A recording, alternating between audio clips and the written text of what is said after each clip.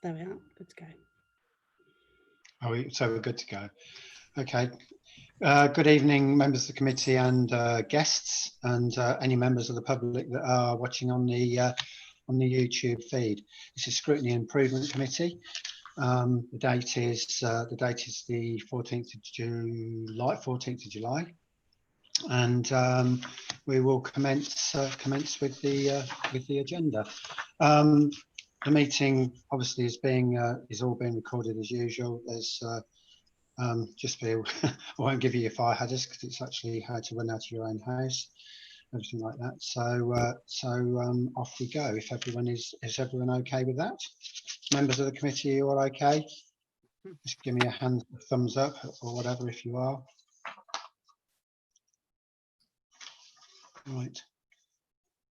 The first item on the agenda is to confirm the minutes of the last meeting. Are you happy, members of the committee, that the minutes are a correct representation of that meeting? Yes. If you can confirm That's that. the word. Yeah, that's the word. I can take that as a yes then, can I? Well, there were only two of us there. Okay, thank you. Yes, of course, because I thought I might have COVID-19 at that point, although I still don't know whether I did or not. So, well, I'm fairly sure I didn't because my wife was tested negative the other week, so and she was the reason for it. So, if we can accept those minutes, then I'm not quite sure what you have to do about signing them. You just agree them at the moment and they'll be signed at some point in the future. Okay, thank you, Catherine, for that. Apologies for absence. I think we have had some, haven't we? Well, an apology. Councillor Ian Robertson has given me his apologies, so he is unable to attend tonight, unfortunately, although he did give me a very brief update on his task, so I'll do that when the time comes. Do we have any interest to declare on tonight's meeting? Obviously, you don't necessarily have to say now. You can actually say that as we go through. And if there's not, then we move on to Councillor Joe Guilford, Environment and Portfolio Holder for our environmental aspects. Joe's very kindly offered to come on tonight and to give us an update. Joe, how do you want to do this? The questions. Do you want to take questions at the end? Is that the best way of doing it? Well, I'm not sure what you wanted, so I've got two documents prepared. You've got the document of the action plan that had red comments written on it, but we can go through that. And then I've also had a series of questions, because if you remember at strategy, I wondered if I could have the questions ahead, because it's always better to try. So I have got answers to the questions as well prepared. So I don't know if you want to flip through the action plan first. Yeah, we'll do that. I think we'll do that, Joe, please. Okay then. So have you all got a copy in front of you, or can you all see a copy somewhere? Mm-hmm. Yep. Yep. Okay. So if I just pick up where the red points are, oh right, my screen. Awesome. I can't even do that yet. So right, but do you control the document? So you'll flick the pages on when we go through, yes? So if you go to just where the red is for now, I think the best bet is, you know, like any other meeting we attend, you know, you take the green as accepted and that things are all fine. This is scrutiny, so you want to interrogate, you know, any exceptions that are amber or red. So going down to point 2, you've got there that we set realistic targets. Do you want to discuss each point as we go along, Chair, or take questions at the end? To be honest, Joe, I think I know it's my decision, but I know this is because this is very much Councillor Richie's world on this committee. So I'd ask Councillor Ritchie how he would prefer to do it. I think, Chair, we're here because it's all our world. Yeah, of course, but you know, you understand. I mean, it may be that if we as members of the committee are as restrained as we can be, but at the same time, I think we'd be jumping all over if we ask Councillor Guilford to, you know, to go through the entire document and then we jump back again at things that she has covered. So perhaps if there are things, if it would be easier, that perhaps as we go, if there are things that we want to ask about, then if we could do it topic by part, then Joe. Okay, then, right. Before we get started, can I just clarify that the document before you, the red text, is updates since the last version that was shared with this committee. So the red text in the middle under action are sort of new things. So that's what's happened since you last saw this action plan. And then there's the red, amber, green status on the right hand column. So if you want to just have a run through, then the red text in the middle is the main update. Thank you, Maria. So if we go to point 2, and we'll just go on where there's action taken. So you take it as read that there's a target proposed for percentage reduction and in scopes 1, 2 and 3 emissions for 2021. Longer term target to be established by West, you know, the WNC. It's interesting, is it not, to try and present things that you know are going on to another council at in April, May next year. So you are limited to what we can do. Also on 3.1, there's a climate change task and finish group set up, and this is again via the new council. Joe? Yeah. Councillor Ritchie has a question for you. Okay. yeah, I mean, the task and finish group has been set up. There was a letter sent to Councillor McCord, but I think copied to leaders of other councils from 3 groups. Those of us who are part of the task group, the task panel of this committee, the climate emergency group that they have on South Northants, and also representation from Northampton Borough. There was a joint letter suggesting that it would make sense for the existing councils, I'm saying this from memory, but say that the existing councils should support the continuation of the joint working of these different groups between now and next March, in that the task panel that to which the report refers is going to be looking at what the new unitary council does once it has got the competence to do anything. But we were concerned that we didn't therefore simply have an 8-month gap in which nothing happens. Well, at the time it was nearer a 10-month gap when the letter was written. I'm not aware of there having had been any response, and I just wondered if it was something that had been brought to your attention or if it was just allowed to disappear. It was although it had various names on it, it was sent by Councillor Sandra Barnes from South Northants.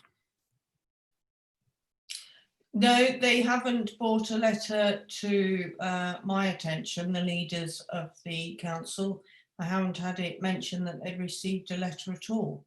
So I'm afraid I'm unable to answer any questions on that at all. Okay, so shall we carry on? Yeah, Joe, do you think it's worth you checking up on that, the work that we're doing versus the work that is going forward? Well, one would hope the work we're doing absorbs into the new council. So this plan, as it is, will go forward to the next council. And as with all other areas of the council, what will happen is I'm sure they will take all 4 action plans and they'll have to amalgamate it, harmonise it, whatever word you want to use. We will then have to end up with 1 policy instead of 4.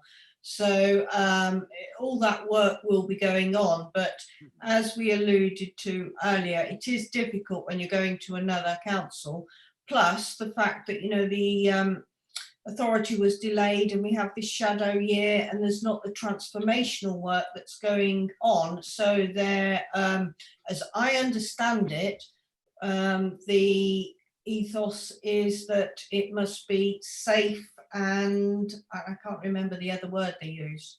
So I think any transformation and harmonisation is going to take part once the council's elected in May next year. But that doesn't stop us, as the red points highlight in this document here, working on our action plan as is.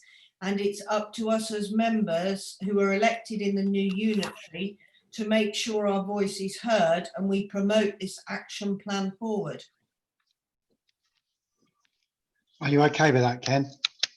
Yes, thank you for that. Yeah. Yeah, please proceed then, Joe. Okay then, so down to 3.3. So we were awaiting endorsement, but we've advised by NCCOG Chair on the 3rd of June strategy that it's endorsed by the LMP and NCC, so that's good news. 3.5, we are researching local companies are able to provide advice and look into feasibility of hosting clinics later in the year. Carry on. 3.13. Sorry. Do you have a question, Ken? No, I just wanted to say for once that I thought that was very encouraging. Thank you, Ken. Thank you. 3.13, MBC have a public forum in place and they're Yep. Yeah, go ahead, Ken. Can we just for a moment go to 3.8? Tree planting and a target. I think that if you look at what is written here and what was written in the tree policy that was put to the strategy committee last week, and indeed what I think that we put in our tasks panel, they're all saying rather different things. The tree policy that was put in front of the that was put in front of the strategy group suggested we wanted to double tree cover in the district in 10 years. Now that would be from 5 to 10%, which by my calculation would have meant needing an increase, a year-by-year increase of something over 300 hectares each year. I think more normally, I think a target that we proposed that was more consistent with the government's climate change committee would have been around about the 100 a year, but 100 year over the next 30 years, which is put here. But that was a target for Daventry district. The 3.8 is referring to the new unitary setting a target. We would, unless we put in the words that the new unitary should consider setting a target for Daventry district, for the area of Daventry district of 100 hectares. If we're talking about a target for the whole of West Northants, we would want that to be very much greater than 100 hectares. Through you, Chairman, that column, the information in that column is extracted from what was approved at council. So I don't think we can really, it's about putting forward a suggestion to the unitary as it evolves, and there's no reason why we can't change that later, but it's directly quoting what was agreed by council back in February. I think I think what Ken's saying is that we need some clarification on the tree policy versus this. Is that correct, Ken? Is that what you're saying? I mean, that is right. There are three separate things that have been written and have been said. It may be that this particular wording in the second column is taken from a report that was put to council. You will recall that it was as part of an exceptionally long report, and there was not going to be an opportunity at council for discussing every individual recommendation in every paragraph of it. But there is a discrepancy. There are three versions that seem to be there. I believe that what council wanted and what is the most reasonable is that we look, as written here, 100 hectares a year as a target for each of the next 30 years, but that being a target for Daventry district. Can I just clarify a point there? So what you're saying, Ken, is what's in this action plan, what's in the tree policy, and what's in the what's the third source you quoted? The shadow. Sorry, no. The third source is what was probably paraphrased from the task panel report that became the little box in 3.8 here. Okay. I'll look that up, Ken, but I can take that away to clarify offline and feed back to Scrutiny. But what I would reiterate is the analogy I used at council. It's good to set ambitious targets. IRI was right at the beginning in 1999 when all the recycling targets were set, and we set very high targets, whereas other councils set low targets. And we did meet those high targets long before other councils. But as we said earlier, when we join with the other authorities, we will need to look at target setting, because target setting would then have to be across all of them. But there's no harm in trying to be ambitious before we become a joint, in my philosophy anyway. Thank you, Jo. But yeah, we'll if you could feed that back as and when you can, that would be great. Okay, thank you. If we can turn the page up again, please. Right, so I think we got down to 3.13. So establish a climate emergency forum. So NBC have a public forum and they're looking at expanding that across, so that would be good. I mean, can I come in on this? Because this is something that actually, I find surprising. NBC has a forum. In spite of lockdown, it's continuing to operate, and I've never attended its meetings, but I'm told it actually functions very well. South Northants Council has got regular discussions with a group that I think calls itself something like Climate Change South Northants, or something as exciting as that. And they continue to have that mechanism for using an outside group as a sounding board and getting ideas and using it as a way in which they can get their message out. We've got similar people here in Daventry district. About a couple of weeks ago, there was a virtual lobby of Parliament, and there were about 20 odd people that were on the Zoom call with our MP. I don't know who most of them were, but they were there. They were sufficiently interested to get involved in a parliamentary lobby. I'd be interested to know why, when the task panel proposed that there should be such a group, what was the difficulty? Why was it not considered at the time acceptable to to create a new yourself? Why was it opposed within the council? What was the rationale? I wouldn't say it was opposed. I mean, we all have that. You voted against it. Well, you know, the action here says how we're exploring expanding NBC forum. We also have what we call here in Daventry the People's Panel, which I'm sure is consulted intermittently over time. But if we're positive, let's look forward, not back.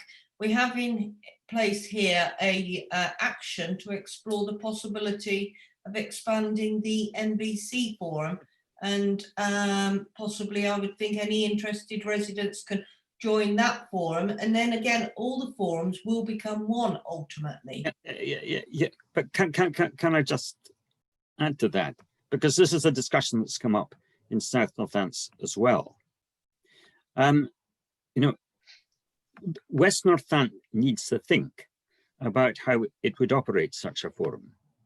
There are groups of people who are in Northampton that can easily get together to talk about what's happening in Northampton. Somebody who's in Brackley is unlikely to want to get involved in Northampton. Perhaps in Daventry, we are not that far from Northampton, but nevertheless, there are geographic clusters, and it does not follow that. I mean, we've had this discussion with youth councils and everything else. It doesn't follow that you can simply have one, you know, one forum that is going to be able to involve, and it is not involving people in the same way as the, you know, as the general consultation panel. These are people that are passionate about the climate and about the environment, and they want to be there to actually discuss and give their views on it. I think. Sorry, Joe. Can I just sort of say, unfortunately, though, just sitting here reading this, we are where we are, aren't we, with our own DDC decisions, and we're basically working from this list. We're not here at Scrutiny to necessarily to add to it or go over past history. So I think we've got to be a bit careful where we go on this. So I understand what you're saying, Councillor Ritchie. And I accept, Chair, that we must move on, but I'm not sure I agree with what you said. A Scrutiny, you know, we're here to look at the way in which decisions were taken and to understand if they should have been taken differently, surely. That is part of our task. Okay, I understand what you're saying. I think if I could interject there, again, as I said earlier, and the analogy, and just zooming in on a couple of points you raised there, Ken, I think during COVID, one of the positives has been that we're all having all these Zoom meetings, Microsoft meetings, so it is easier for different groups and different areas to communicate in a forum. And instead of having, you know, a people's panel that we used to email out, it would be good to get forums going using the new visual technology. And I also think, alluding to my report at Strategy last week, trees and climate change are very much hot topics. And it's a bit like parish council meetings. Can anyone hear feedback there? Am I okay? Yeah, you're okay. You can hear me.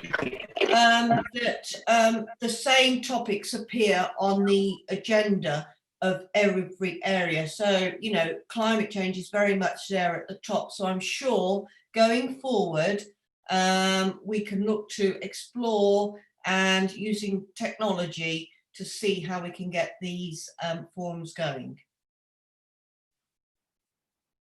Are we okay with that, Ken? You want to move on? Yeah.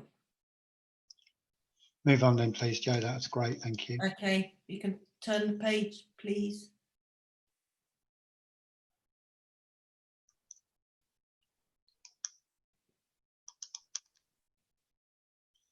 Ken, we can't hear you. You've got your hand raised, but we can't hear you. Who's got their hand Right, raised? thank you.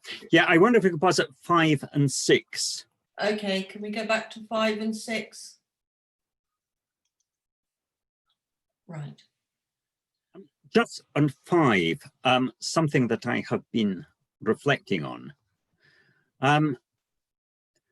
Throughout the last number of months, a lot of work has been done in South Northants.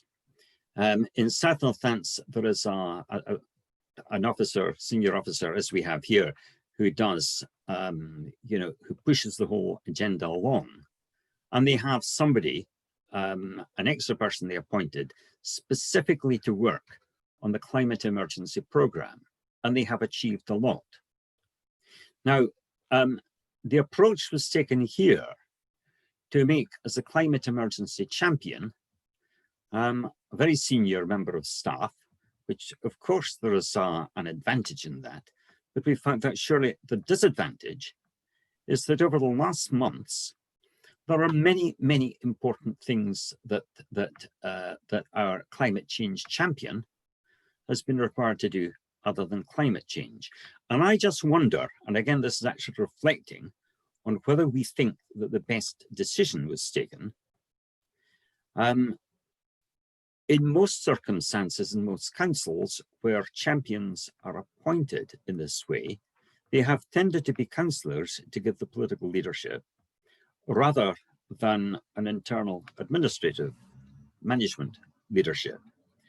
And I just wonder if, in reflecting on this, have we set this up in the best possible way? I'm not suggesting that we change it, but we should at least learn from the things that we have done. I think in answer to that, I would see my role as environmental portfolio holder being a champion anyway. Fine, I haven't got the name champion, but I champion every month in my liaison meetings with senior members of the management team. And it's through that championing that we got the tree policy taken to the last strategy meeting. So yes, we can all reflect, and yes, there's various ways you can do it, but I would not be against the way it's been done, because I consider myself as portfolio holder to champion anyway. Can I just add in 6, and I just comment here so that it's recorded at this meeting. I know I've said this before.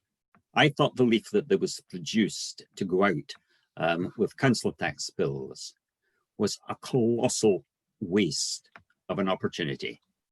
I just feel that what was put out, it was largely about schemes for tackling fuel poverty, about the big switch and so on, but there was practically nothing in it that focused on the climate emergency and why we had to respond to that. And I just hope that that we will look, in the time that we have got before we disappear, we will look for other opportunities for putting out something that is much more climate emergency focused. I would, the only thing I'd say to that as a group is that, you know, I'm not against some of those thoughts. There was other things I wanted as environmental portfolio holder put in on the council tax literature that went out with council tax, but unfortunately other information was deemed more important by the West, you know, the new unitary. And to the extent I had an additional leaflet that was completely cut. It was just not sent at all.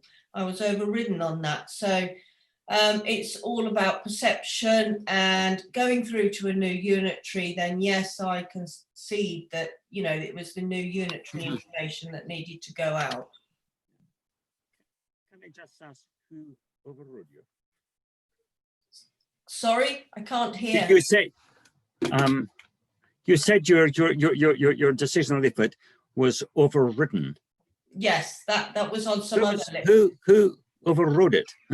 Well, the West Northants, when I would say it was overruled, I would say that there was information they had to get out regarding the new unitary that was, you know, needed to be circulated. Hence, that had a domino effect on anything else that was being sent out. Okay, to go to 7.5? Yeah, I think so, Joe. Thank you. Okay. So targeted emails and social media. So there's been a log created to demonstrate progress with social media messages and press releases. And you all see the press releases that come out anyway. And we really do try to promote our green credentials because, you know, I've worked in the environment a long time, and any opportunity we can get, we try and publicise the environmental agenda, although obviously over the past few months COVID has nabbed all the headlines. 7.6, I think that was to encourage emissions, so greener living, much similar to the first one I've just answered. So 7.7, the greener living section of the website has been redesigned for action on climate change, to campaign to provide tailored advice for different visitors to the site. And there's an in your home section. 7.8, ditto. If we wind on down. Hold on, Ken, I think Ken's got a question, Chair. Yeah, sorry, I missed you there, Ken. No, sorry, I just taking together the 7.5 to 7.8. Yeah. I do like the greener living section of the website. It looks good, but I'd like to know a little bit more about how we are actually promoting it. How many people actually know that it exists, and what are we doing to to make sure they do? Yeah, we can put things on a DDC Facebook page, but there are not that many people that look through a DDC Facebook page. I just would like to know more about its promotion. My other comment, as I've said before on the leaflet, that there is stuff on the the one on your home, 7.7. There is information there. Again, it goes on about the big switch, and the big switch is a perfectly legitimate, worthwhile project to have, but it's not about environment. It's not about cleaner energy. No, it's not about cleaner energy, but it is about energy usage. And I know from when I personally did the switch and we had the smart meters installed, it does make households look at how much energy they're using, which, supports the environmental agenda. Regarding publicising it, we've got all the normal modes. You have the banner on the front page. It will have appeared there occasionally, and there's the Facebook. And again, as I alluded to at council, it's very much down to not just me as environmental portfolio holder, and I know you do the same as myself. We need, as members, to publicise the green agenda. So we do need to engage members more actively to promote the green agenda at parish council meetings they attend, or when they're out on their general day-to-day business. Yeah, I think there's always opportunities, isn't it, to use parish council websites as well. Okay. Is that okay, Ken? Yes, thank you. Thank you. On we go then, Joe.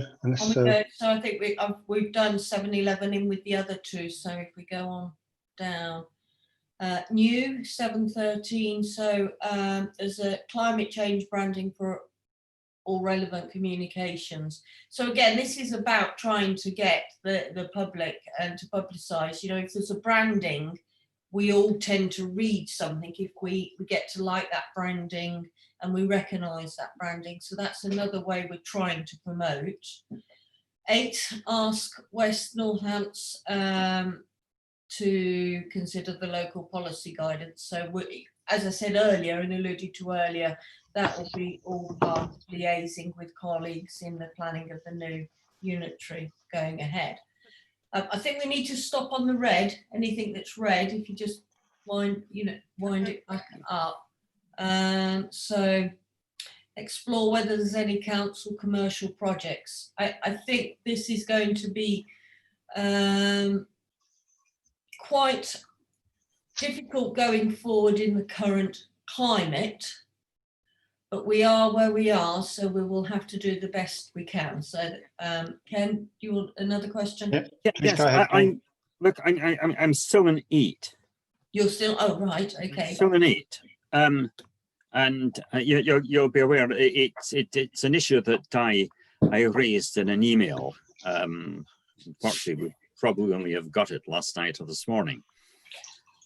But my concern that we haven't taken action as Daventry District on this, that there has been an amount of confusion, and I understand that same confusion has existed in quite a number of local authorities.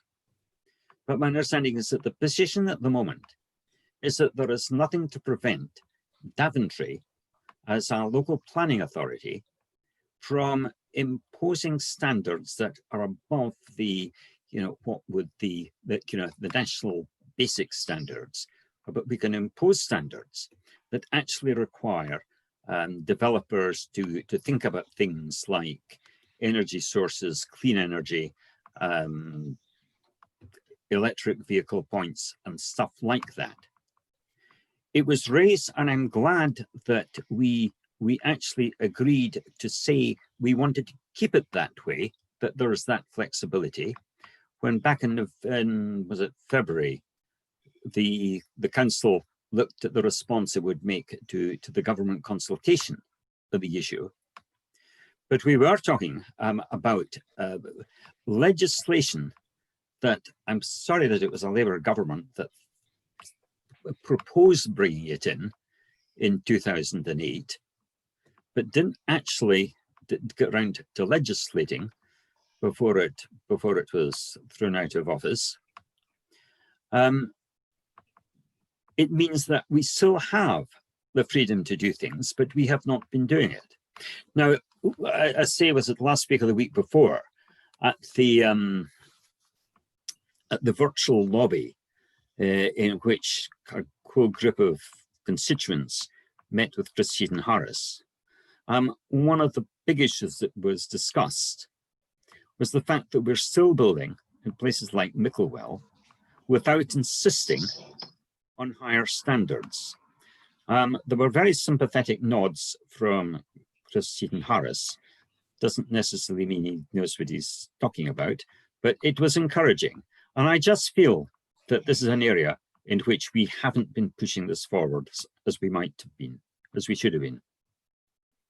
Well, I think, again, we had some debate on this strategy, as you alluded to. And I do have a note here from the questions you raised that I received yesterday. Now, my understanding is the same as yours, that although national planning policy has changed significantly, and it is subject to frequent review and amendment, in terms of what we can apply, there are limits. In terms of energy efficiency, the government stated, and I'm reading this, so excuse me, in its 2015 review, that local planning authorities could not, and I'd say could not, impose the code for sustainable homes in full. However, it is still possible to require compliance with the energy efficiency measures. So I think that is the route that we're trying to attack. I don't know if Maria wants to enlarge on that from a technical side at all, but that's my understanding. Although we can't apply the conditions, we can look at the efficiency measures. That's right, Joe. It was, I think in 2015, the guidance changed because so much is now covered in the building regulations through building control. So that's exactly why we used to have a policy, which we then had to withdraw. If we were to bring in another policy now, we'd be West Northants before that had gone through due process. That's the current position. Is that okay, Ken? It will need to be. Thank you, Ken, I don't disagree. Because you're not going to do anything else in the next 9 months, 8 months. We're going to do as much as we can under our limitations. Number 10, so the tree policy we're down to. Again, it caused debate, and again, trees is a hot topic that is very emotional with all different people for different reasons.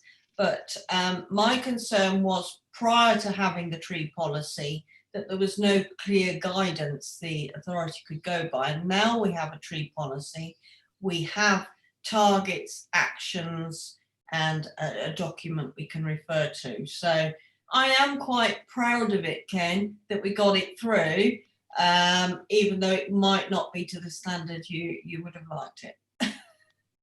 No, I thought it was far too ambitious. No, there's no harm in being ambitious. Right, number 14, recycling bins in public spaces. So some villages, again, this is another hot topic. No different from trees, no different from dog poo in villages and other areas, or even building.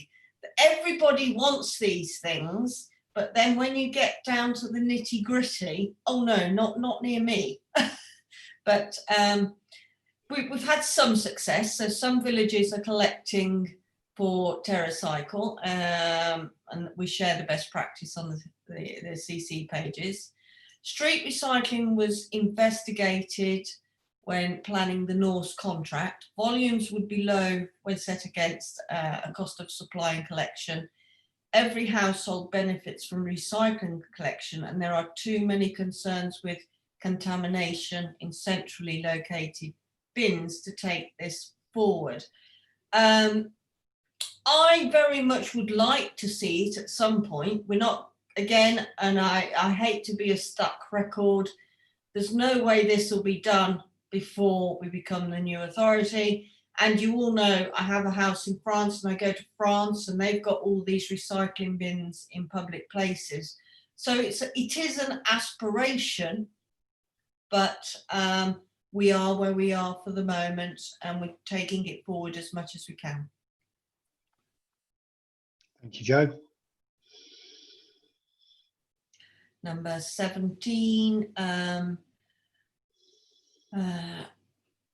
we've obtained quotes for upgrading lighting at Lodge Road, 120k. And various other services are also being carried out at Lodge Road to improve the efficiency. I think Maria wants to come in on that one. Yeah, a bit of a hot off the press update. Depending on the details as it comes out, the Chancellor announced a new grant programme for public buildings last week. So we'll watch that with interest, because if we can, there'll be all sorts of things we can do for upgrading the cost effectiveness and the environmental kudos of this building, whether that's double glazing, lighting and all sorts. So that might be an opportunity. We haven't missed it. Just wanted to make sure you were aware. And so public buildings, that covers all public buildings, is it, Maria? So we can possibly promote the owners of other public buildings? Yeah, once we've seen the details, we'll know where we can go with that. Okay. But there's £1 billion for that. Okay. If you want to turn the page, please. So we've got some red there. Again, the number 18 will be part of the Futures programme, and again, both 18 and 19 relate to the new West Unitary. Number 21, electric vehicle charge points. There's a report to go forward in July, which we debated last week. I know there was concern that we weren't being ambitious enough in this area. And again, as I reported at Strategy last week, they all want electric vehicle charge points until you get down to the nitty gritty of where to put them. A lot of work was spent at Woodford, which didn't come to fruition. We're looking at other sites. Maria, can you remind me of the sites? Do you know? I can't remember without looking at the report. I can't remember off the top of my head, but we have had conversations with a dozen villages. Yes, yeah. And extended ones with half a dozen villages. And it is a lot of work with a little output, but we're still carrying on. Yeah, and I do take on board the point raised that maybe the bigger villages like Moulton and Weedon should be looked at. But last night I had a glimmer of hope because I attended Badby Parish Council. Well, not attended, a Zoomed Badby Parish Council meeting.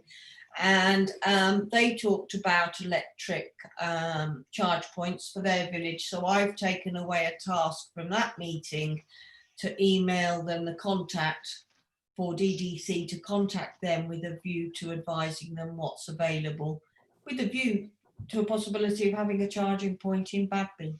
So we'll see how that plays out. So that's the last page, isn't it? But there is one red on there I should think we should talk about, but I will have to defer to Maria for that one because I haven't been involved in exploring a solar panel scheme at all. It's we're still looking at that. We're hoping to get some more answers this month. But the good news from our chooser is that they're going all 100% renewable options, which is another little win. But yeah, we're waiting to hear back from them. So that's currently red, but not for want of trying. Thank you, Maria. Can I just clarify? iChooser is considering having an option. Would there be an option, a big switch style option? Is that what you mean? Yeah, the big switch is looking potentially. I mean, we're waiting for the details. We're waiting for confirmation, but it looks like it will go 100% renewable from October for all big switch auctions. That would be very important for us. Yeah, for everybody. Yeah. Yeah. Okay, Jo. So you're onto your other section now, yeah? Yes, which I've got the questions that were raised. Ken, were these questions circulated to everybody, or shall I just do an apply? No, they were not. And I suspect that we have actually touched on most of them. Yes, I was just looking to see if there was anything we hadn't. Can you? Can I just say that one of the concerns, I don't know if we've touched on it here, and that is that we've given a lot of thought, which is good, to how we reduce the carbon footprint of the district council. But I think by our calculations when we had our task panel, the carbon footprint of the district council is only about 1/5 of 1% of the carbon footprint of the district as a whole. And therefore, we are much more likely to have an impact on total carbon emissions if we see our role as not just, I mean, we improve our own performance because we've got to be seen to be doing what we preach, but the preaching ought to be, the much bigger part of it. How we get out and how we persuade, how we provide incentives for parish councils and residents and individual residents to make the change. Where are the places where we can go further and we can compel developers and others who have got money to actually make these changes? And I think that for our action plan, it may be that it's some of these items that need to be reconsidered and perhaps strengthened within it. I don't disagree with your points of view, Ken, but what we have to look at is what targets are set of this council and what targets we have to meet. And I use the analogy again of recycling. We have all these recycling targets to meet as councils for domestic waste, and it's not dissimilar to what you're saying here. But if they put the same sort of targets on trade waste, commercial waste, it would be a significant impact and, a big winner. So we're doing what we're obligated to do, and where resources permit, it doesn't stop us from putting our toe in the water and trying to impact outside of our own bubble. But the main resources have to be spent on meeting targets within the DDC. So I'm not disagreeing with you, but we do what we can where we can. Thank you, Jo. Are there any other questions that haven't been answered in your previous discussion? Well, again, Lauren.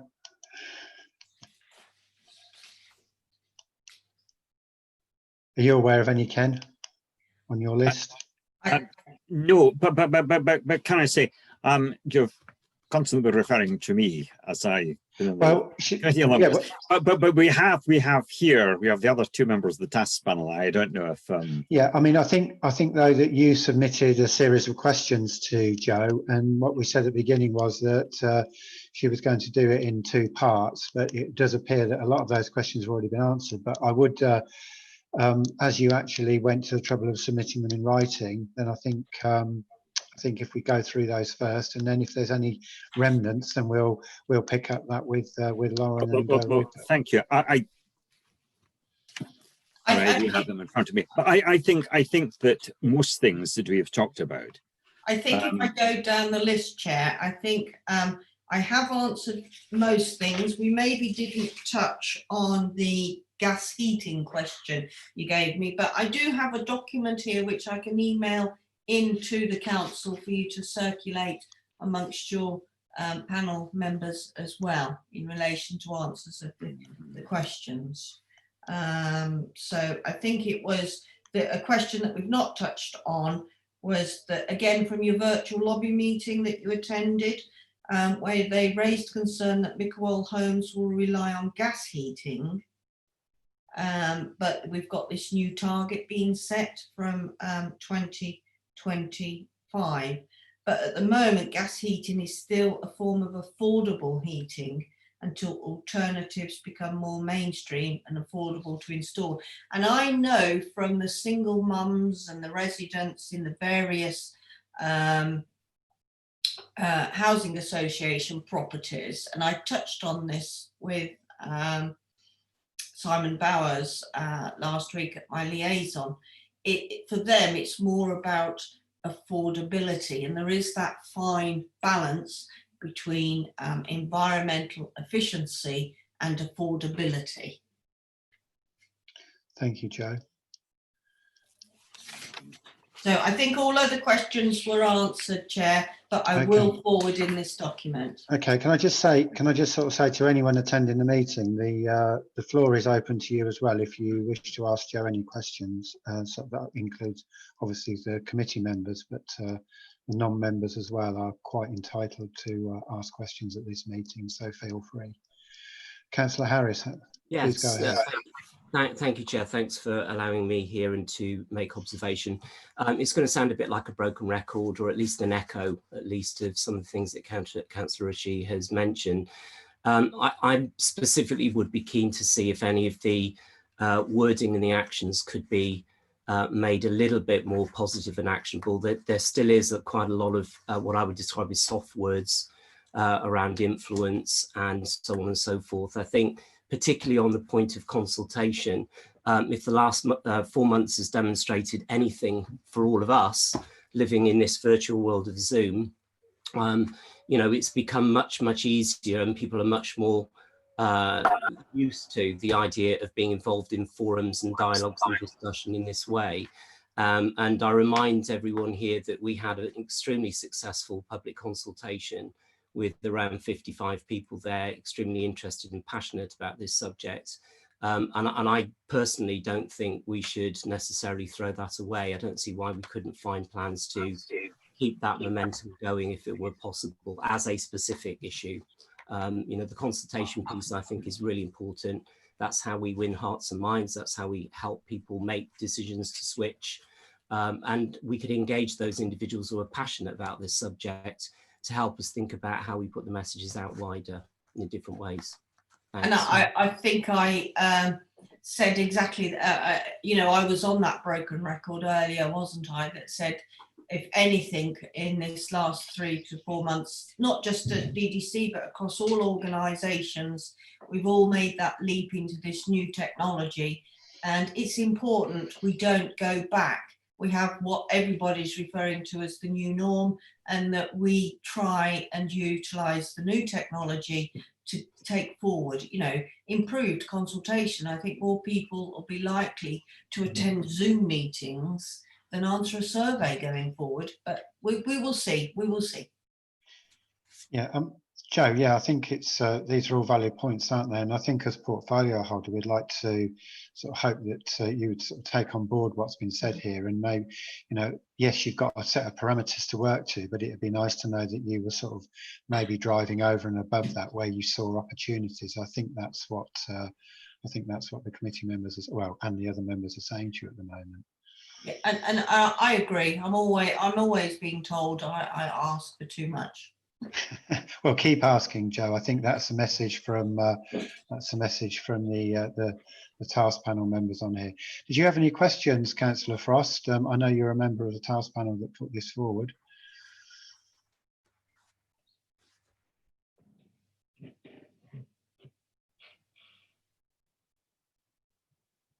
I take it no. Sorry, yeah, no, it's fine. Sorry, I'm fine. Yeah, yeah, okay, thank you. I just thought I'd give you the opportunity just in case. Well, if there's nothing else then, I'd like to say a big thank you to Joe for coming on here tonight and let's just know. I take it that as usual, you're always open to suggestions anyway, Yes. as portfolio holder.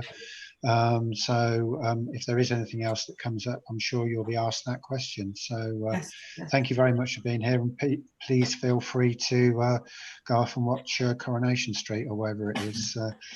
Oh, if only I had the time to watch TV. Am I able to stay on the meeting for a while? Of course you can. You're quite welcome to stay. I will leave at some point. That's fine. I'll mute myself now, so you've had enough of my voice, I'm sure. Thank you very much indeed. Thank you. Take care.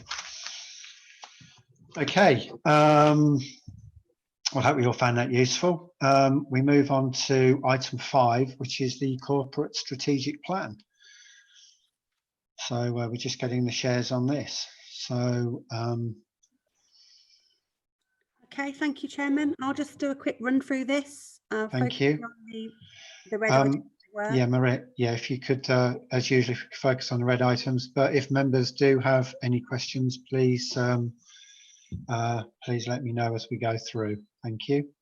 So cutting to the chase, this is the Q4 target, so end of March, because our last meeting was March, so this does feel like a long time ago. We're actually working on the first quarter of this year now, but as at the end of last financial year, we exceeded the target for achieving our corporate plan targets. So we achieved 83% against a target of 80%. So going back to the beginning, the first two there, B1.1 and B1.2, both green. The town centre vision was delayed.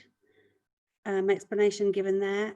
Clearly, we've taken the decision to slow down the progress of that due to COVID-19, actually, because people have got other things on their mind. But that is beginning to progress, and you will see that there is actually some consultation now. But as of the end of March, the position was red. I'd say it's probably amber now because it's progressing.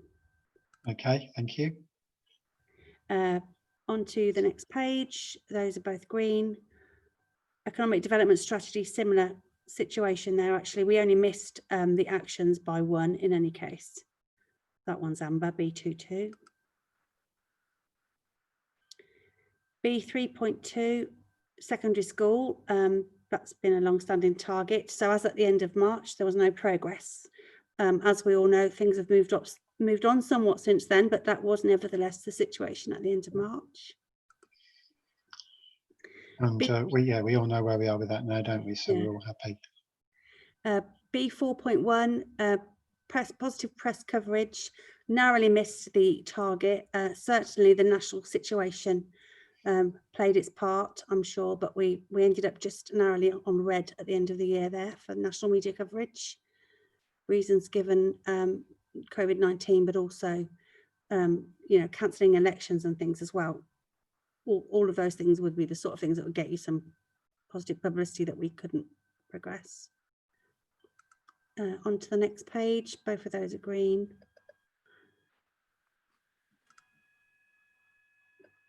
Waste collection, isn't it different from a few years ago? Corporate strategic plan, this is very much green and ahead of target. So we are seeing a huge difference compared to a couple of years ago. Very positive progress there on waste I think, collection. and I think it's all visible to everybody as well, which is a good thing, especially on, you know, waste collection is an environmental issue, isn't it? And Absolutely. you know, it is really, really good to see. Meeting the targets and happy people, so that's a win-win. All green on this page, as at the end of March. Planning brief for Overston Hall, that was delayed for the reasons given. I think there was a delay because it looked like there was going to be another application come through, but then when that didn't go ahead, I think COVID-19 is delaying that now, but certainly the position at the end of the financial year was read on that one. Self-serve was looking very positive. That is actually, just as an aside, we're seeing that going up and up due to COVID-19 as well. And that kind of channel shifting is likely to be an ongoing feature as more and more people happily serve themselves and contact us not in person or not on the phone. Have there been any issues around that? Has that all worked? Has that all worked well, Maria, as far as you know? Yeah, I mean, with we've the increase. We can see people face to face. We've remained open throughout. But access, you know, access to the building is having had a conversation with somebody at the door. But we go out to people's houses if we need to. We can do site visits in a safe way, and we're supporting people in as many ways as we can. So yeah, it's notwithstanding the limitations.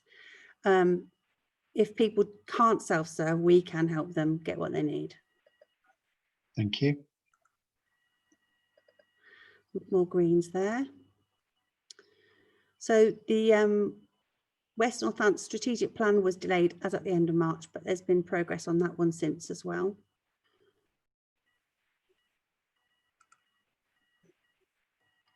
Voluntary services was quite narrowly missed actually.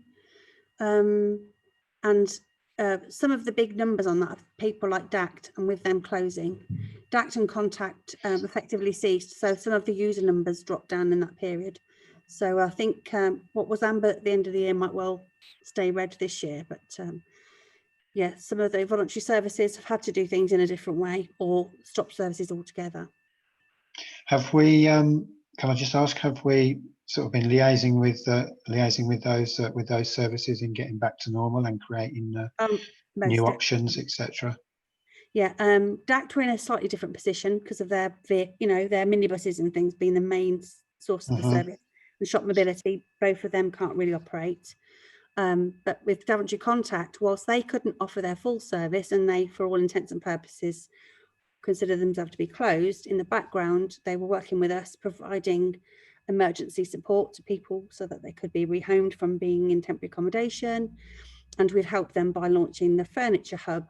So while they can't operate in their normal way, we're getting volunteers involved, and we're getting donations of furniture and household goods. So we're keeping everything running, ready for when they can get their volunteers back in. So yeah, they've been a really great partner actually. Yeah, that's good. That's really, really good to hear. Thank you. So council tax collected was under target at the end of the year. I think it's fair to say we're going to see these being amber or red going forward because of the huge shock of the national crisis, both for council tax collection rates and also for non-domestic rates. So we are on amber at the end of the year, and that's not going to go in a green direction, I'm guessing, for some time. Are we? I mean, have we got contingencies on that? Obviously, a lot of people are going to be finding themselves in difficulties, aren't they? You know, and I know it's a difficult one. I just wonder whether we got any thoughts about how we're progressing on that, or whether we need to be looking at anything else. We've got we're looking at actually taking on, well, actually be redeploying somebody to provide debt advice, and in housing options and in housing benefits, we're working more closely together to try and get upstream and find more you know, we will need to be doing lots of prevention of homelessness in the coming months, because there's going to be some short and medium term impacts from coronavirus. We've been doing a social media campaign encouraging people not to just bury their head in the sand, come forward, come to us, we can help you. We've got grants, we've got loans, we can direct people to other sources of support, we can help them make benefit claims and all sorts. So we're doing what we can around that, but the reality is that some people, you know, I've seen a huge drop in income, even with all the different schemes available from the government. Do you think it would be worthwhile just informing all members just about sort of, I might call it a slight change of emphasis, an attack from the staff at the offices as to what you're doing on the help side? Yeah, we can. Yeah, we can do. I mean, we're responding in real time. We're having weekly meetings because of the we have like an SMT Gold meeting every week, and having, you know, we're monitoring these figures, and we've identified that now is the time to have some additional resource in debt advice. Yeah, that's good to. It's good to hear, and I think as members, it's nice to know that that action is being taken. We're not just sort of staying where we were back in March. It's you know, it's actually being active, proactive, and juggling resources. And I know resources are finite, but hopefully we can meet the needs. We could probably provide you with a general update around a whole range of things that are happening differently due to COVID-19. You know, there's housing cell, there's a community resilience cell. I think that would be useful. But there's a proactive element as well. So yeah, we'll put something together. Do we take actions from this, Catherine? Don't we? Yeah. So put an action for me to that, and I'll report. I won't wait till the next meeting. I'll get something ready in the next few days to go to all councillors. Thank you very much. So another amber, commercial rents. That was really very close at the end of the year, and it's looking like it might be amber. It's not. We actually thought that might be worse than it is, you know, moving into this year. But clearly, we've got to watch that one closely. Exactly. Council-owned commercial floor space was slightly under. Sorry, was red. I beg your pardon, at the end of the year, because, you know, there's where people were making inquiries. There's been a period of time where everything's been on hold, new lettings, people moving, and all sorts. So. Currently red on commercial owned floor space that's occupied. Obviously that is being sort of looked at, the council sort of remaining open for business and making all the right noises to the right people, I would hope. If we had inquiries, we would be meeting people on site and progressing them. We are open for business. Right, okay. So that is all open. Yep, yeah. We haven't had a day off anything of that nature. Statements of accounts, that was green, all that's green on that page. Internal health and safety audit recommendations. As you can see, our target was 96%, and that was missed by a fraction at 95%. And that's there's just a slight lag in actions being delivered towards the end of the year. So the COVID-19 did have a bit of an impact for those last 2 weeks of the year, where people might have had a March target. So no great concerns coming out of that, and still not any great concerns. This was always a very ambitious target to get people to make sure their actions were delivered in a timely manner. Workplace wellbeing is looking very good. Going on here now. And then back to the last page where, as I said, 83%. Okay. So anyone got any further questions on that? We all good? Thank you very much. Thank you very much. No question from me, but I just need to apologise. Say thank you for having me here. I've got to go to a parish council meeting. So okay. Take care. Take care. Bye bye. Okay. And so we move on to item 6, which is the work programme. updates and presentations from members on the following task panels. So, Councillor Lauren Harrington-Carter, do you have an update for us, please, on your assignment, which is regarding youth democracy? I know you were speaking about it at the inaugural meeting of the unitary, or mentioning it anyway. So, if you could give us an update, please, that would be great. Yeah, so obviously don't want any of my... Can everyone hear me fine first? Yep, yeah. That's absolutely fine then. Also, I don't want to get any of the work that is done lost in between the switching of the district and the unitary, because it'll be so disappointing. I'll be heartbroken if this all goes to waste. So I'm still reasonably new at this, so I do need a bit of handheld here with how to actually submit maybe recommendations and suggestions and how to submit things properly instead of just my note scribbles. But so what I've got so far is, as of the 1st of June 2020, there are 158 youth councils up and down the country. And we should be number 51. I've 151. There's no reason why we shouldn't. I spoke to Warwickshire County Council, who are essentially our neighbouring, and they have a well-established youth council where they have 25 members aged 12 to 17. I've also spoke with British Young Council, which is an association that, not party political or anything like that, that work up and down the country in aiding councils like us, hopefully, to set up youth councils. I had a Zoom call with both Warwickshire County Council and British Youth Council, and they've given me people to talk to, given me ideas, giving me sort of like agendas and how they vote people in and everything like that. And they're very keen to get it going and keen to help out as much as they can. We have across the district 10 schools that accommodate for students 11 to 18. That's a mix of independent schools, state schools and Senco schools. Having spoke to a few of the schools, most of the schools already have a full school council set up. So I think the youth council should work hand in hand with the schools. Because if you've already got the people engaged in the school councils, you've got head boys, head girls, you've got people representing each of their years, you've got the people that want to make a difference. And I think if they're already got a foot in the door, there's no reason why we can't help them out a little bit more and show them, you know, this is what we're trying to do as a district council. How do you feel about essentially taking part and being a part of it?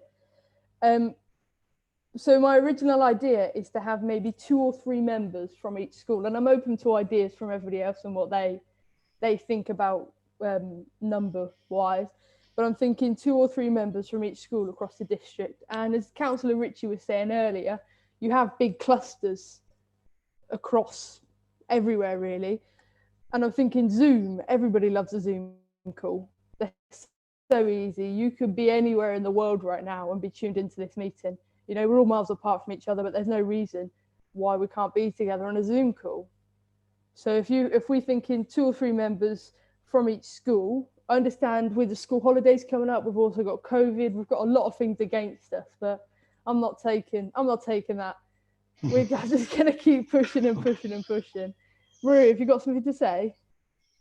Yeah, please go ahead, Maria. that was really, really positive, exciting stuff. I suggest you have a word with Kevin Fagan, who's got really long experience doing all sorts of stuff to provide, like he does the young citizens. We've been doing that for 5 or 6 years. Kevin what, sorry? Kevin Fagan? Kevin Fagan. Fagan. With an A. So he's our community partnerships manager. So he looks after community safety and emergency planning and things, but he's had a long running, you know, he's the person who engages with children's services at the county council and everything. So if you, all those ideas, I'm sure he'll be able to, he'll have names, contacts, and he might be able to help you set up. So yeah, talk to Kev. Yeah, definitely. This is what I need, meetings like this to then get Lauren, names like that. Oh, Lauren, Councillor Ritchie has a question for you. Sorry, Ken.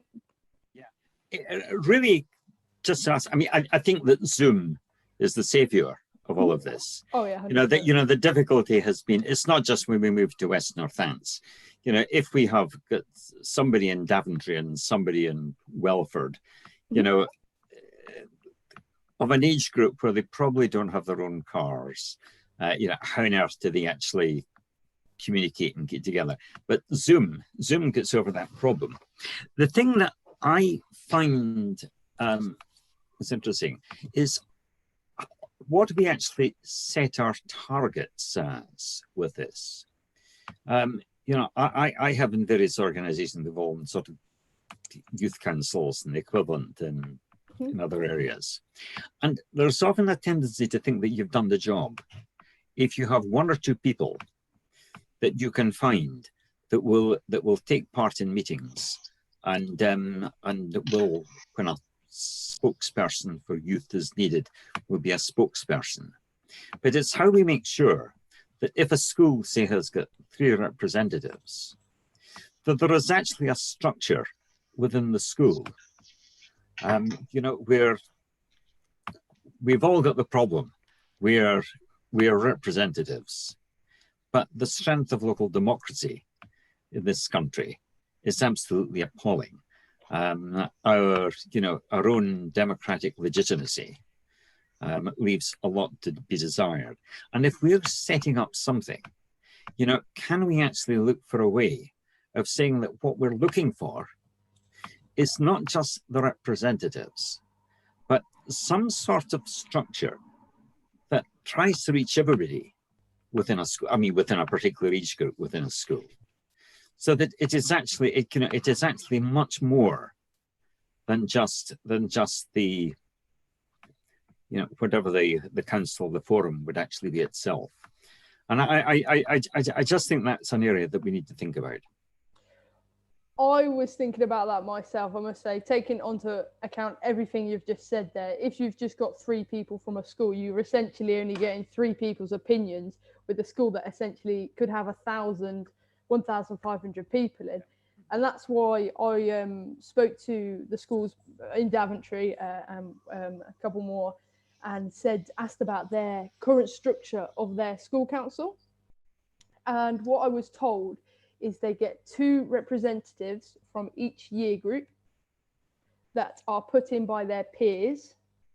They then form a council as a whole, a school council as a whole. And the original idea was to take 2 or 3 members from that council as a whole. They essentially have their meetings as normal, completely normal. They all feed back to each other, they'll talk to each other, and then those 2 people then bring all the ideas. So then you've got 2 people from the year groups as a whole group, feed all those ideas, then you're getting those ideas. Yeah. Joe, have you got something to say? Was that a hand? Please, yeah, please go ahead, Joe. Can't hear you, Joe. Oh, can't hear you, Joe, sorry. Am I allowed to speak? You are. I am. Okay, thank you, Chair, for allowing me to speak. I just wanted one question, and absolutely fantastic, and I can see the framework you're trying to build and the aspirations and ideas are very, very good. But I just want to, with an eye on the future, in that, you know, we're becoming the West Unitary. So have you looked at a larger framework or working with South Northants and Northampton Borough so that you're not setting something up just for DDC now, but it's something that can go forward across the West? Yes, so definitely. I know we're meant to be working as business as usual, but of course the inevitable is the inevitable, and it is, you know, it is going to happen. So I'm taking that into account, and that's why I raised on the meeting saying, is all this work going to be put to waste? Because what I'm hoping to do, which as soon as we go into unitary, is extend the boundaries, because there are so many more schools moving into, of course, in Northampton. There are so many schools that cater for children aged 11 to 18, which is the age bracket we're looking for in that youth democracy. So I already have been taken into account and thinking about numbers as well, because you can't have maybe 2 to 3 members from each school all over the West Northants, because then when it comes to meetings, you'll have too many people with all these great ideas. Essentially, we'll be talking over each other. People won't have enough time to say what they're thinking. Things can get missed because there's just maybe too many people trying to talk. So that's why I'm originally thinking, if we have, say, 25, 30 members, starting with as Daventry district. When it comes to the unitary, which I believe it falls quite well with the Easter half term with the schools, which then after Easter they've got exams and, you know, it's quite important things. That would when essentially there'd be a restructuring of the youth council. So I have taken into account, of course, things changing, the inevitable happening. I have looked at that and thinking about numbers and schools, but I think it should be across, like without the cluster thing. You've got schools that range across the whole thing. And I think working with the schools is going to be the best way of doing it, because then you're going to have people from all over all areas, from all over the county and all across the district. Does that sort of make sense? Yeah, I think it does to me. And I think Councillor Augur's got a question for you as well, Lauren. Go on. Thank you, Lauren, and thank you, Chair, for allowing me to speak. Lauren, what size are the youth councils in the other authorities that you've looked at? Are they unitary? So we get a gauge on what would be the right sort of number, the manageable sort of number, when we form the West Northants unitary. So I've not found a unitary council yet that has a youth council. However, Birmingham Council is the biggest council I've found at the moment that has the biggest number, and they have 93 members, which I think is quite a lot of members to have between the ages. I think theirs is 12 and 16, I believe. Between the ages of 12 and 16 to have nearly 100 members in a meeting, I think that would be quite difficult for everyone to be able to have their say. However, they were mentioning that they don't have all 90 members in the chat at one time. They have them broke down into smaller groups. So they have 4 groups, which together make that 90. Because the way Birmingham is split, they said they split it up into those 4 areas, and then together it makes one youth council. But I've been trying to find, you know, one where, because you want to work together as one instead of working as 4 separate groups but seen as one. So it's just trying to find that happy medium where we think, yeah, that's enough, or yeah, that's too less, we need to, you know. So I'm open to ideas, what people think. Moving into unitary, what will be the best move and best number to have? At the moment, I'm thinking 2 or 3 members from each school in the district, get it going, see how we work with that number. Of course, it's a lot about trial and improvement in new things. Of course, this is something that's never been done, so some things might go right, some things might go wrong, but until you try it, you never know. Thank you, Lauren. Just a point on this. It sounds like you've been doing great work, loads of investigation, which is really good to hear. It's what this committee is all about, and I like your enthusiasm as well. It's really nice to see. And I was sure you were going to make a good fist of this, and as I said, it sounds as though you are. I think obviously the way forward is to get this as an agreed policy. So at the end of the day, you do have to formulate all of your ideas and to put them into coalesce them into recommendations that we can discuss at this committee, and then send them forward to the main to the strategy group to decide on. You know, the various things. I think you do need possibly a little bit of officer input there, because obviously this does have to be administered somehow. Yes. You do need an administrative setup around it. It's not just sort of saying, well, have a Zoom meeting. Someone has to control that. There have to be, you know, the nuts and bolts of it. But obviously, you know, as we loom towards unitary, it would be really nice to have something in place. So what I suggest is that if you can coalesce all of those ideas, and it's like, I think the point is, Lauren, don't be frightened of this. You know, we're all here to listen to what you know. You're going to be the expert on this that actually guides us. Yes, we can look at it, scrutinise it, and work around it. But you're working on this task panel, and it's your decision what you decide should go into it for review, we may knock some edges off it and disagree with you on certain things. But the thing is be bold, put in what you think. But it, you know, there does need to be a rationale behind it. And the way that it works is, you know, we need that document that is submitted to our officers, for them to actually have a look at prior to us, you know, to sort of point out any major, for instance, legal pitfalls or major financial pitfalls or whatever, because budgets do come into this. So just really good work up to now. So thank you for that. I think your next stage is to actually coalesce it into a report with recommendations. If you need any assistance on that, I suggest you put it all down in the words, and then I'm quite willing to run through that, and I'm sure other members on the committee are as well, as are probably other members in the council. But you know, be bold is what I would say. Thank you. But thank you for your work on that. No. Is there any other questions around that? No. So what I would say is hopefully have something ready for us for the next meeting, and then because there is a major time lag in this, and then you do need that well in advance of the next meeting, so that can go through for appraisal before being submitted to scrutiny and then onwards. So we'll have a little liaison on that outside the meeting if you wish. Yeah, that's great. Thank you. But thank you for your efforts on that. Thank you. Okay. The next one is Councillor Robertson's piece of work on the external perception of delegated authority to refuse planning permission.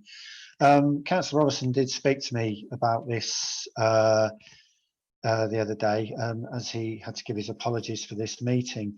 In some ways, he's a little bit disappointed because he's actually found very few difficulties up to this point. But he is monitoring it, and he is actually still gathering the data on it. But as I said to him, if it turns out that this is a non-issue, then that's not necessarily a bad thing. This committee isn't just about finding things that are wrong. It is also about finding things that are right, so we can actually be sure that they're right. So Councillor Robertson is still working on this. He was of a mind to sort of abandon it, but I persuaded him to carry on, submit the information, and come back to us at the next meeting with further elements to his work. So is there any questions that I may be able to answer on that, although may not be able to? Okay, thank you very much. So we then move on to part 7 of the meeting, which is information activity.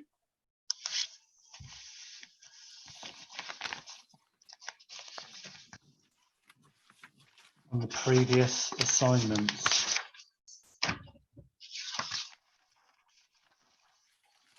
Are you going through these, Maria, as per usual, or?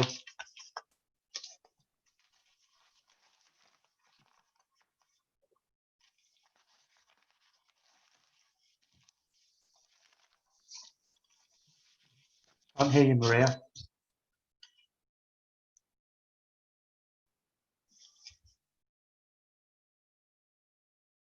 Maria, we can't hear you. Sorry, I can now. The document, and I can't see. It's a small computer, so I couldn't see you. Apologies for that, Chairman. If you just put it on our screen share now, I found it. Okay. Make sure it's the right one.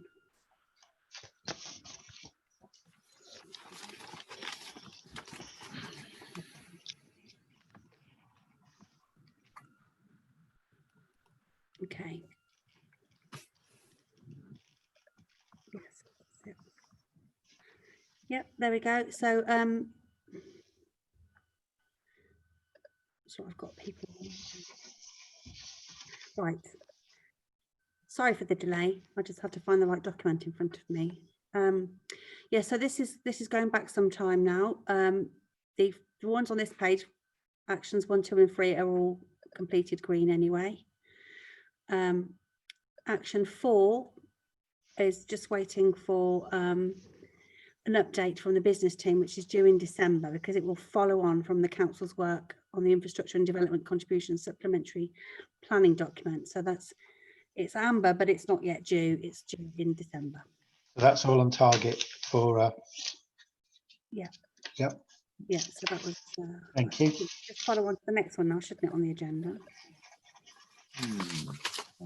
The next one, assignment 26. Yeah, it's in order. So the first one is that's marked as complete.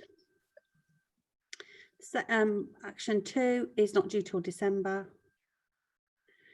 Action 3, likewise not due till December. The town council was written to about action 4, so that one's completed. And likewise, action 5 was completed. Can we have a question on that from Councillor Ritchie? Thank you, Chair. You'll recall that the task panel was yourself and myself. It was indeed. The idea of a task panel on parking came up at a meeting of the Timken, it's not quite a residence group, it's a neighbourhood watch group that tends to cover everything. And it was at a meeting of in Timken that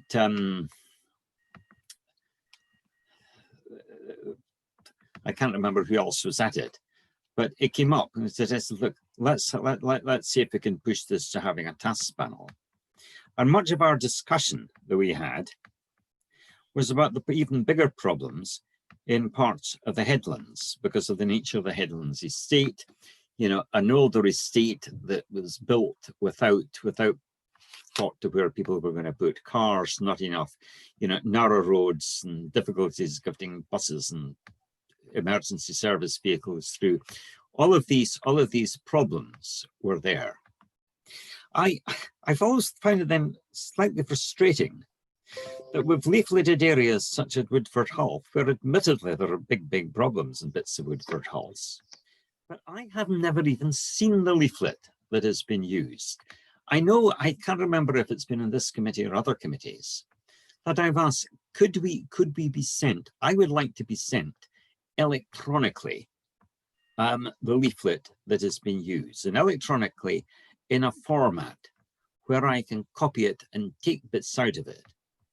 Because if DDC doesn't think it is important for delivering this sort of information in Timken and the headlands, well, I can arrange to do that myself if the district council won't. I just need to have, you know, if there are I don't know what the you know, what the technical terms are, but whether it's a, you know, a sort of PDF that you can send that I can embed into another newsletter. If I may, Chairman. Yes, Maria, please go ahead. More than happy to share any documents we've used in the past for any of these types of activities, but I would say there is a really effective mechanism wherever there's an issue, whether it's parking issues or other road matters. The Road Joint Action Group, in partnership with the police, fire and rescue, Northamptonshire County Council, is really effective, you know. But the reality is that where communities have got issues with parking, the best thing we can do for them is help themselves, get messages out there. Often by doing the leafleting and knocking doors and what have you, we can resolve problems without there needing to be a technical solution. It's that, you know, sometimes raising awareness of parking on pavements or whatever the local issue might be. So if there are hotspots, they're already being raised with the Road Joint Action Group. I would encourage anyone to tie into that. That's where you're going to be effective. You'll end up there eventually, and I do believe that will carry on long after vesting day as well, because it is so effective. We get Highways England there as well when it links into those issues. So that I would, you know, I know that this particular action related to Cowper Road, but ultimately there are lots of local neighbourhood parking and other neighbour tension and road issues have been resolved through that group. Councillor Ritchie, please go ahead. I'm delighted to hear that good things are being done, and people are working on problems that come up. But people don't necessarily know where to go. I have got people who have asked me, when are we going to see that leaflet? What about what about the parking issues? As you know, I did put out a leaflet that was almost entirely taken up with with a long article from a blind lady in Timken, arguing why people shouldn't park, should leave more space, why they should park more considerately, and so on. And the feedback from that, and from that blind lady, saying that, look, things actually did improve for a while. And I just think that, look, that we as ward councillors have got to respond to the things that people are talking about and that people want. If good things are being done and problems can be quite easily, or at least there's a willingness to try to resolve problems, then let's write about that in newsletters and tell people. Maria, can I ask that you send Councillor Ritchie that PDF anyway, just so he has sight of it? Is that possible?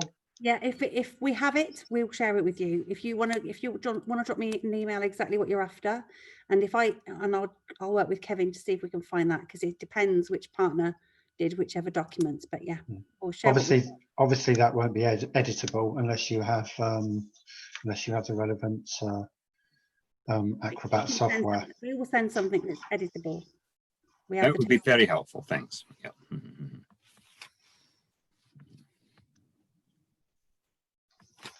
So are we moving on? Okay.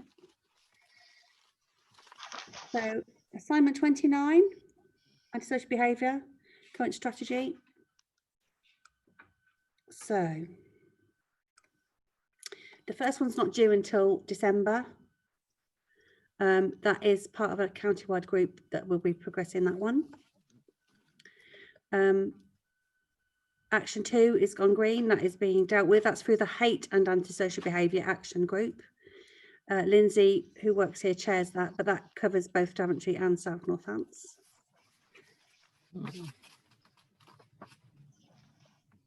And also number 3 has been actioned. So that's good progress on that one.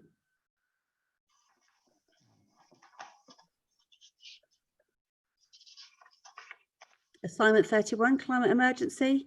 I think we've gone through that quite extensively, so there's probably no point covering that one again. I agree. We've gone through it unless any committee members have got any issues. Okay, that's the end of that No. item.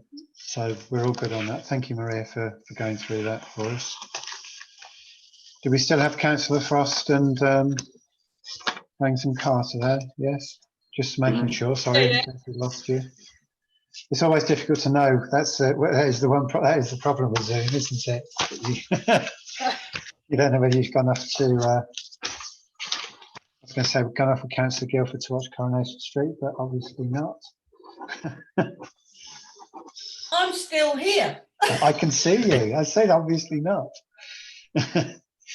Okay, so we move on to item 8 on the agenda, which is 1 year post-implementation activity reviews. Sorry, I'm getting feedback there. So could everyone hear me on that? Is everyone good? So we have to do a review of empty commercial property, which was from previous work, so it's come up to its 1 year end. I'm quite happy to do this as chair, as I did the previous one, unless anyone else particularly wants to take it on the committee. I know, Lauren, that you've obviously got your project on the go, so it would be Councillor Ritchie or Councillor Frost to actually look at that. But I will have a look at that one as chair. So if we could note that, if everyone is in agreement that I do that, or no one has any objections. And then we move on to suggestions for new task panels. Does anyone have anything that they think that we should look at? going forward to actually work on. I know it's a difficult one because of our situation, and obviously time looms forward. Councillor Ritchie. Well, I was going to say that, obviously, in coming up with recommendations about how the district council does things differently, we're in a slightly different situation now. But I think that, to me, one of the things that we need to be looking at, and this is not a suggestion for a task panel, it's just a general area where I think work is needed, is how we protect some of the things that we have done and some of the things that we have got. We've got a consultation starting on what Daventry will look like for the next 15 years. We won't be there to defend it and protect it.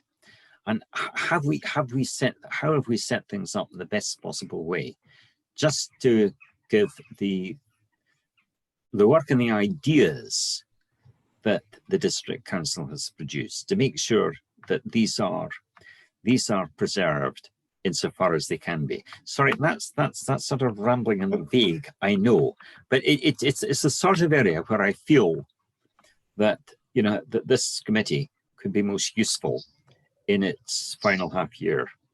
Well, Councillor Ritchie, can I ask that you do take that task on for us? I will liaise with you, but I will obviously need to think out just exactly what is the what is the question that we would want to ask, or what are the issues that we would want to to examine. All right. Well, if you could be looking at submitting a proposal for the next meeting, then that would be good. And by all means discuss that with me, and I'll give you my thoughts as well.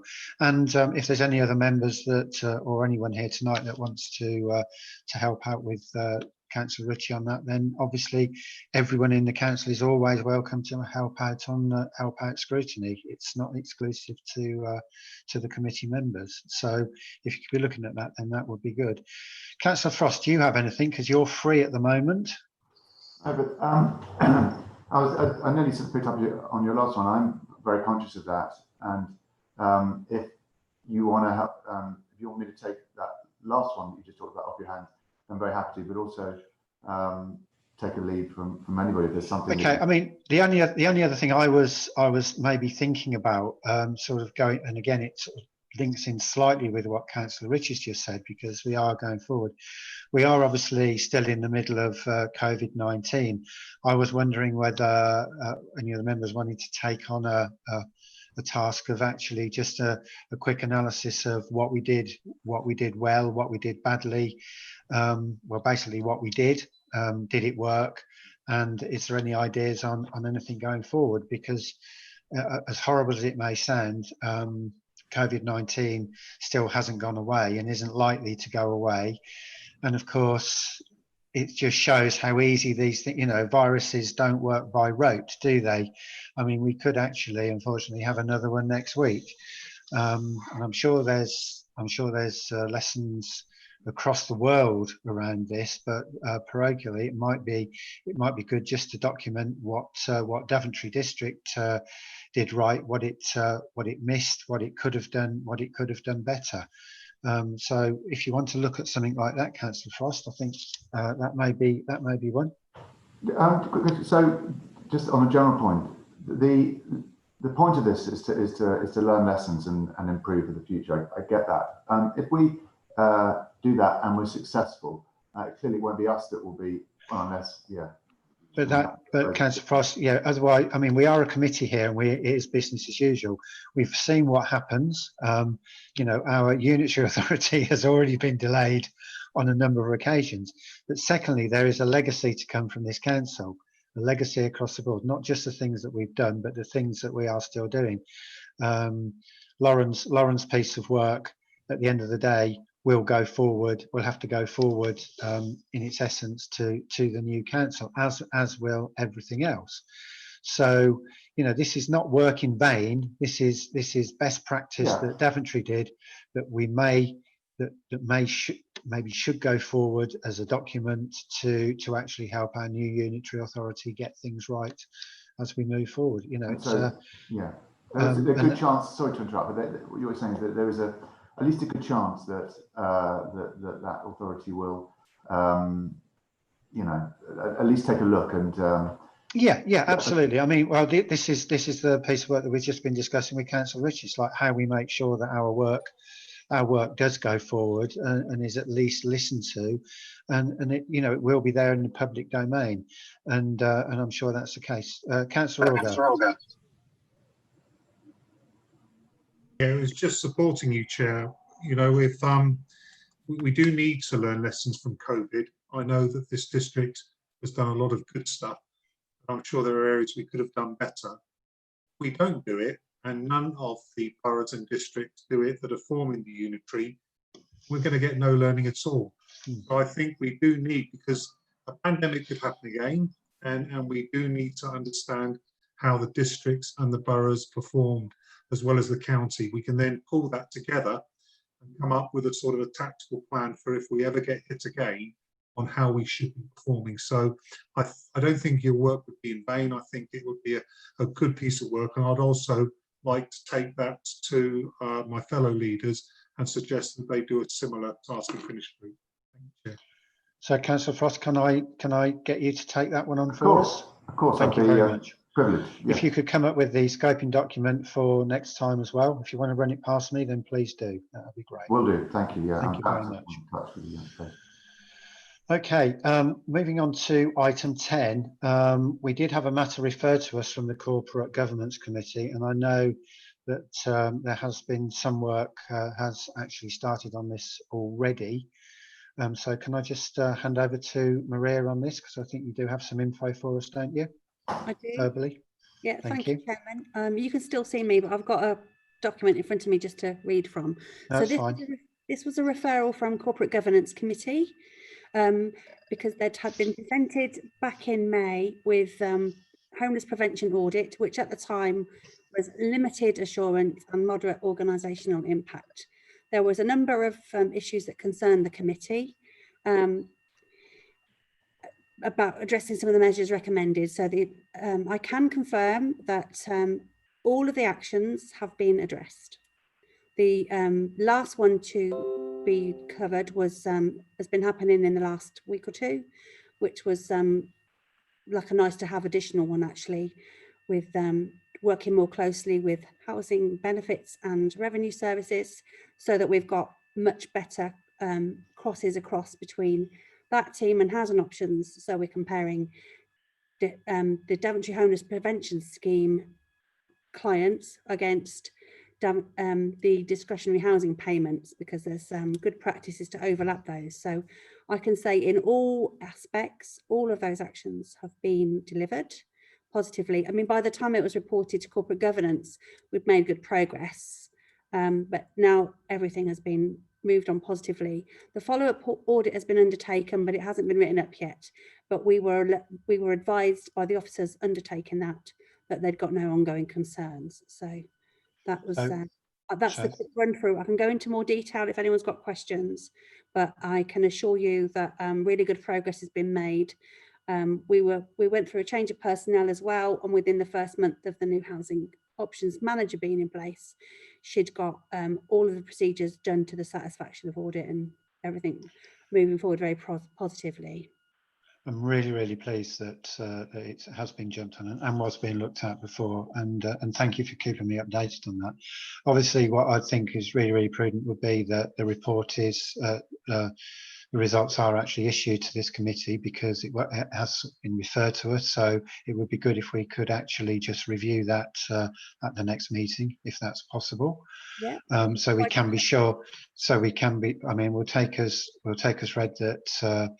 For now, that everything that needs to be done has been done, but I do think it absolutely prudent that we do examine the actions and the audit at this committee next time, if that is possible, and then we can assure members that that has actually been actioned. So thank you very much for that. Is there any questions on that? Thank you. I suppose it might be prudent that I do mention that to Councillor Pritchard myself as well, just to let him know that it is an ongoing aspect, because I think it was him that raised it, wasn't it? It was Councillor Pritchard that raised it. Okay, the next item is suggestions for attendance of a portfolio holder at the next Scrutiny and Improvement meeting. Do we have any suggestions or any urgent need to speak to see anybody? Councillor Ritchie. I forgot I was switched off. It might not be appropriate, and we don't want too long meetings, but the guy who's clearly in the hot seat at the moment is Councillor James. It may be that there are issues that we need to resolve before the 22nd of September, but it's just a thought if we haven't. That is the area where there seem to be, most of the big decisions seem to lie at the moment. Okay, is everyone in agreement with that? If Councillor James can attend? Okay, if we could put that, I will actually send an invitation out to Councillor James for the next meeting. And it's just on the general progress of developments. Is that right, Councillor Ritchie? We know it's when it gets to the 22nd of September. Okay, all right, thank you very much.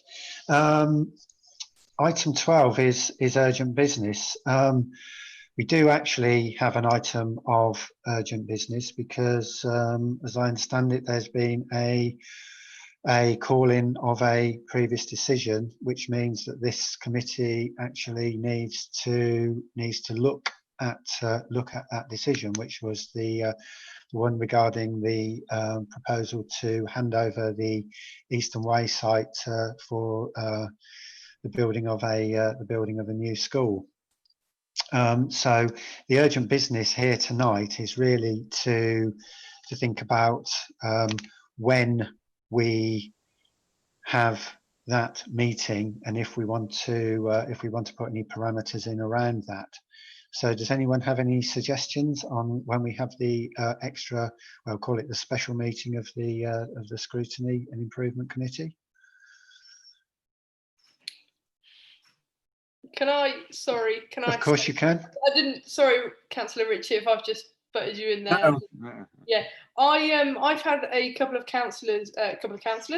of residents in my area asking about this new site and everything like that. So preferably, if we can get that meeting done pretty, as soon as convenient for everyone, then I can get some of the questions answered by my residents and get an answer to them with evidence to back it up, and actually for myself a better and a clear understanding of how we're going forward and what's actually happening and things like that, just to get a bit more sort of like information about how it's all going, why it's going, where it's going, sort of thing. Well, the purpose of our discussion will be, as per the call-in, is to actually answer the questions of the call-in, which are probably going to answer the questions of your constituents. So, Councillor Ritchie, did you want to say something, or was that just? Well, it really just touches a little bit on what you've said. I'm not entirely clear. The meeting that this committee will have will be looking at the process that has been followed. Is that right? The way in which decisions have been taken, and in our view, the way in which the decision should have been taken, and therefore, whether or not there is a case for reviewing a decision with different information, with looking at it in a different way. I mean, if that is the case, we need I think a little bit of time to actually think what it is that we feel that was wrong, if there was something wrong. Maybe we need to think about who are the people that we need to talk to. I understand that a letter has been sent to, to parents of students, and I think it would be interesting to actually see if there's there is an allegation that the information that was put before the council, before the strategy group, was inaccurate and therefore misleading. I think that I've heard concerns about the speed of the consultation that has been planned, and the number of people that are likely to know or will know that there is a consultation that is taking place before the deadline actually passes. I don't know how people find out these days about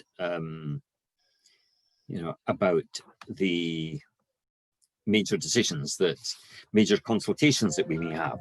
But I would have thought that in something that was as significant as this, for people who are living somewhere north of the town centre, do they not need to be approached with a letter through their door to make sure that they're aware of the information? Not that many people are going to pick it up from looking at a DTC Facebook site. And if they rely on the Daventry Express, if it even publishes anything, they're only getting it in the Daventry Express next Thursday, which will be what, the 16th? Some of them might not buy the paper until the weekend. And by that stage, they're only 24 or 48 hours from the deadline for the consultation. Now, it strikes me that what should be the process of consultation has got to be an issue that this committee considers. So I think that I'm only thinking, which is probably quite clear, I'm only thinking while I speak. Well, Councillor Ritchie, the fact that it's been called in actually puts a moratorium on the decision, doesn't it? So so everything is pretty much frozen in time as of now. Time's frozen. So it gives you as a councillor time to talk to your your constituents. It gives you time to ask questions and for information, as it does to Councillor Lomax and Randall, who have actually actioned a calling, and to any members of this committee that do have questions as well. The primary thing I'm saying tonight is really what date do we want to do the meeting? And I agree with you. I think it'd be nice to sort of done it on this one, but I do think we need to be able to have information to hand and to fully understand how the decision, how everything arrived, and whether to understand whether that decision, whether we were given all the information, whether the decision was a fair and valid one, I suppose, is the thing.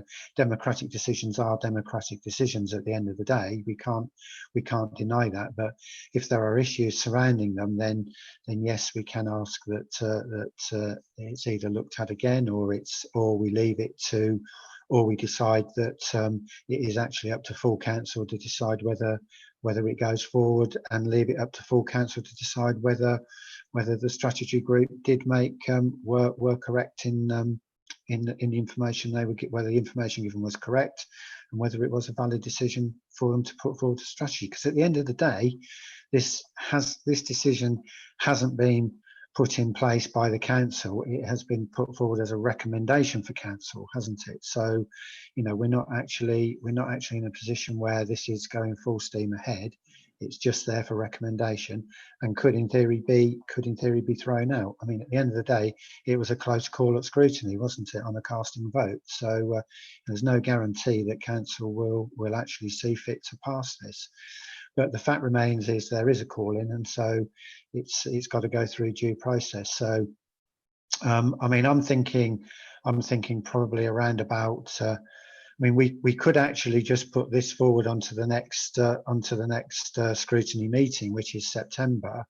But I am minded that there is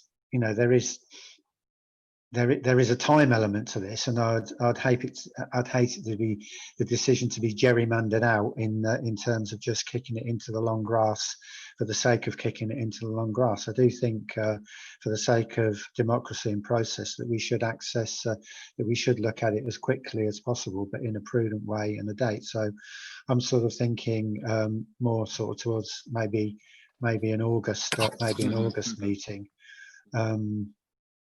And towards the end, I'm sorry, can I just I'll just grab I can't see a calendar from here, so just hold on a sec.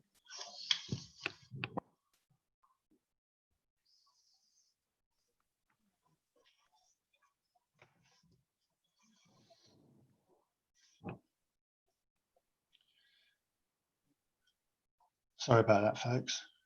While Councillor Wesley is finding his diary, if I've understood the briefing I had from Tony earlier correctly, Scrutiny has the option to report to council directly or to strategy group before council. Is that what you understood it to be as well, Mark? I'm not completely sure, to be honest, and I haven't had a chance to speak to Tony. So my emails are a little bit flaky in terms of how I can pick them up. So it's not always the greatest for me. So yeah. So what are you saying there, Marissa? Just so I understand it. So, but either way, Scrutiny's got to have a meeting, hasn't it, to report back, hasn't it? Yeah. So at that meeting, we could decide how we report. That would be part of the process, wouldn't it? Whether we refer back to strategy or whether we refer back to full council. Yeah, and that's depend. I mean, you might want to aim your dates around reporting times to facilitate agenda time for that. Right. So can you help me out on that at all? I mean, I would just, because I was thinking August, but as far as me as chair goes, I may be completely indisposed from the 14th to the 24th, but I can't say for sure on that. It just depends on whether I can go to Croatia or not. But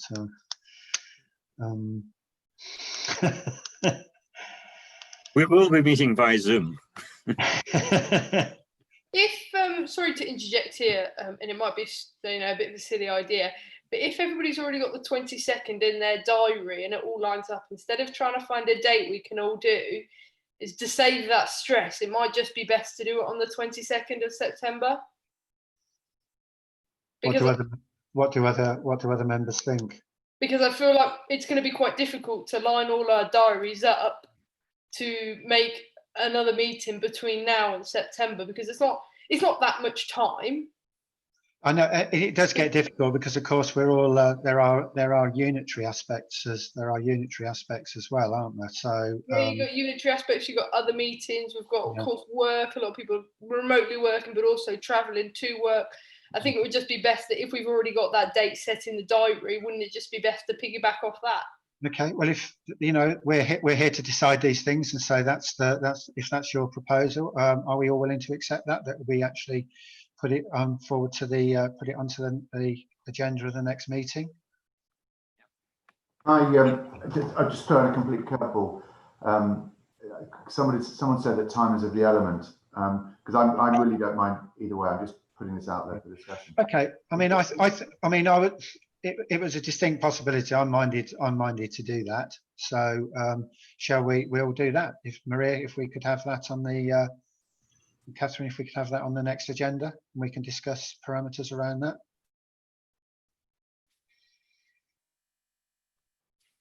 That's all okay? Yeah, that's fine. There's time, to allow for reports to council and things afterwards as well. So that should be absolutely fine. Oh, well, I love the way you talk to each other across there. Like when you're in, it appears you're in two different places. So, is that all right? Can I just say, I mean, do we, however, need to think a little bit about what I mean, I don't think we can do it now, but have a mechanism by which we, we communicate, perhaps simply by email, in which we're trying to think what it is that we want to, see and want to actually do when it comes to the next meeting. What are the things that we would like reports on or would like people to talk about? Well, as I said, as I understand it, as far as I'm concerned, if this has been called in, I haven't got the copy of the email in front of me, but if it's been called in, my sort of thoughts and understanding are that this committee looks at what that call-in is and not what we think should be in that call-in. If if it's been called in by councillors Randall and Lomax on a basis A, B, and C, it's A, B, and C that we should actually look at, and I would suggest that that the portfolio holder, in conjunction with his officers, actually look at that and actually do come to the meeting and report and or produce a report for us that actually explains those issues, but are also actually present at the meeting to explain. And we've already got Councillor James penciled in to come to the meeting anyway. So that's how I see it, unless anyone else has got any other thoughts. I mean, I'm the liaison point between the S&I committee and SMT and management. So if I can feed this back this week, and I'll come back to you as the chairman with what's proposed. Having read the call-in reasons and everything else, I'll set out what sort of reports or witnesses or whatever, and then we'll take it from there. I think that's the way. That'd be good if you could. And actually, I suggest do that. And then if I've got any worries, I'll talk to the other members of the committee just if I've got any queries. Councillor Ritchie. And presumably, when it comes to the meeting, I understand that the town council is discussing this tomorrow. It's legitimate, I believe, isn't it, for us to invite as participants or as witnesses, I don't know what you call them, the likes of the town council to pass on its views, to be part of that meeting. Yeah, I mean, I'd say at the end of the day, we're really talking about factual events here, though, aren't we?